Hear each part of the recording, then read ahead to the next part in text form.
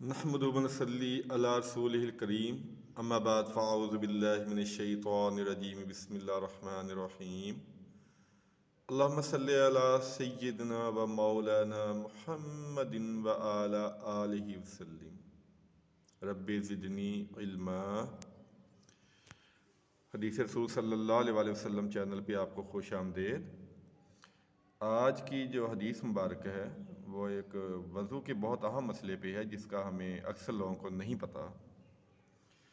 یہ بخاری شریف کی روایات ہیں، 205 سے لے کے 210 تک ہیں تقریباً، یہ 3 4 5 حدیثیں ہیں لگاتار، اور ابن عباس رضی اللہ تعالیٰ عنہ اس کے راوی ہیں۔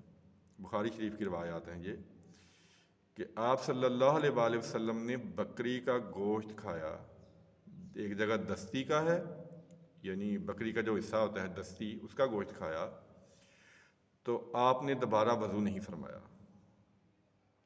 اور جو پہلے وضو تھا اسی سے نماز پڑھائی۔ یہ روایتیں 3 4 حدیث لگاتار ہیں۔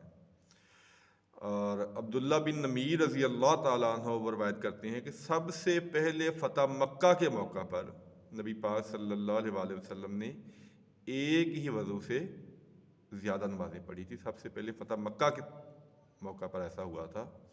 تو میں نے پوچھا یا رسول اللہ صلی اللہ علیہ وسلم، آج آپ نے وہ عمل کیا ہے جو اس سے پہلے نہیں کیا؟ تو آپ نے فرمایا کہ میں نے جان بوجھ کے کیا ہے تاکہ امت کے لیے آسانی ہو جائے۔ تو جو مسئلہ بیان کرنا وہ یہ ہے کہ جابر بن سمرہ رضی اللہ تعالیٰ عنہ، یہ مسلم شریف کی روایت ہے، وہ روایت کرتے ہیں کسی شخص نے نبی پاک صلی اللہ علیہ وسلم سے پوچھا کہ کیا میں گوشت کھا کر، اگر میں نے پہلے وضو کیا تھا اور اب میں نے گوشت کھایا ہے تو کیا میں نماز کے لیے دوبارہ وضو کروں؟ بڑے غور سے ذرا مسئلہ سنیے گا۔ تو آپ نے کہا نہیں، اب دوبارہ وضو کرنے کی ضرورت نہیں ہے، تم نے جو پہلے وضو کیا تھا اسی سے نماز پڑھ سکتے ہو، لیکن اگر تم نے اونٹ کا گوشت کھایا ہے، اگر اونٹ کا گوشت کھایا ہے، پہلے وضو کیا تھا پھر اونٹ کا گوشت کھا لیا اور اب نماز پڑھنی ہے تو دوبارہ وضو کرو، اور کسی حلال جانور کا گوشت کھانے کے بعد دوبارہ وضو کی ضرورت نہیں ہے، لیکن اونٹ کا اگر آپ نے گوشت کھایا ہے، مثلا آپ نے پہلے وضو کیا تھا پھر آپ نے اونٹ کا گوشت کھا لیا، اب آپ نے نماز پڑھنی ہے تو دوبارہ وضو کریں گے۔ باقی جانوروں کی رعایت ہے لیکن اونٹ کے گوشت کی جو ہے وہ رعایت نہیں ہے، اس کے لیے آپ کو دوبارہ وضو کرنا پڑے گا۔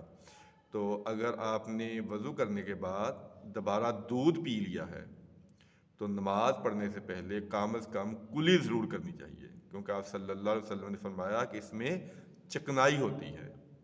تو یہ جو میں نے روایات آپ کے سامنے پیش کی ہیں، جو عبداللہ بن عباس رضی اللہ تعالیٰ عنہ کی روایت ہے وہ بخاری شریف میں ہے، اور جو جابر بن سمرہ کی روایت ہے کہ کسی نے پوچھا تھا کہ کیا میں گوشت کھا کے وضو کروں، تو آپ نے کہا تھا کہ اگر تم نے اونٹ کا گوشت کھایا ہے تو لازمی وضو کر کے پھر نماز پڑھو۔ یہ مسلم شریف کی روایت ہے۔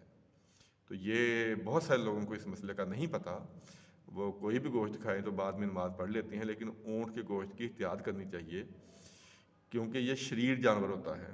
جو ایک صحابی نے پوچھا تھا یا رسول اللہ صلی اللہ علیہ وسلم، کیا میں بکریوں کے باڑے میں نماز پڑھ لوں؟ اگر مجھے جگہ نہ ملے تو آپ نے کہا ہاں پڑھ لو۔ تو پھر انہوں نے پوچھا کیا اونٹ کے باڑے میں بھی پڑھ لوں؟ آپ نے فرمایا نہیں، جہاں اونٹ بیٹھتے ہیں وہاں تم نماز نہیں پڑھ سکتے۔ یہ چھوٹا سا مسئلہ تھا وضو کا۔ ہمیں چھوٹے چھوٹے مسائل کو سیکھنا چاہیے، اس میں شرم محسوس نہیں کرنی چاہیے۔ بدقسمتی سے ہمارے پاس جو دین ہے، اکثر لوگوں کے پاس جو دین ہے وہ لوگوں کا بتایا ہوا ہے، ہمارا اپنا سیکھا تو دین ہے ہی نہیں، ہمارے پاس تو ٹائم ہے ہی نہیں ہے کہ ہم کسی مسئلے کو سیکھیں، اس کے بارے میں پڑھیں۔ ہمارے پاس اللہ تعالیٰ کا شکر ہے کہ صحابہ کرام نے نبی پاک صلی اللہ علیہ وسلم کی احادیث، آپ کے احکامات بڑی محنت سے ہم تک پہنچائے ہیں۔ تو ہمیں بھی چاہیے کہ ہم وہ احکامات سیکھیں، ان پہ عمل کریں۔ شریعت کو جو احکامات ہیں وضو کے، طہارت کے، نماز کے، یہ سارے ہمیں سیکھنے چاہیے۔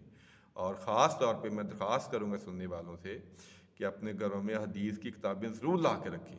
بخاری شریف، مسلم شریف، اس کی کتابیں لازمی طور پہ لا کے رکھیں، خود پڑھیں، اپنے بچوں کو پڑھنے کے لیے دیں تاکہ ہمیں اصل دین کا پتہ چل سکے۔